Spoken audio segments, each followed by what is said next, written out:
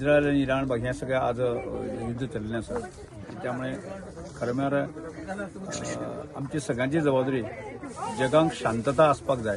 कारण हे मनशाची हानी ही सगळ्यांत मोठी दुर्दैवी गजाल आसा आणि त्या दृश्टिकोनांतल्यान ज्यो गजाली जगभर चल्ले आसा त्यो अत्यंत दुख्खद आसा, अत्यंत वायट गजाल आसा. आणि तरी सुद्दां आसतना आमी अपेक्षा म्हणजे देवा कडेन मागुया आमी की हे युद्ध आसन थांबोवचें आणि जगांक एक प्रकारची शांतता पसरची.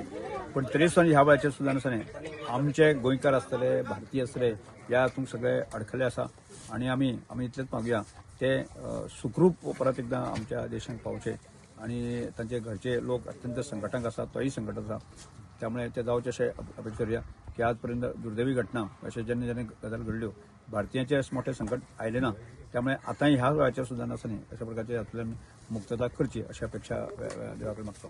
सर तुमचे कडेन सीएमा बी कितें सांगून प्रायम मिनिस्टर ना ह्यो सगळ्यो गजाल चालू आसा. म्हणजे मुख्यमंत्री लेवलाचेर किंवा बाकी सगळ्याचेर देशभराचेर सगळ्यो गजाली आसा. भारतीयांचे प्रत्येक भारतीयांचे जीवन जे आसा सुरक्षीत जावपाची जबाबदारी की गोंय सरकारची आसा, भारत सरकारची आसा. त्या दृश्टिकोनांतल्यान PM धरून ते बाकी सगळे आसा ते अथक प्रयत्न करत आसतात.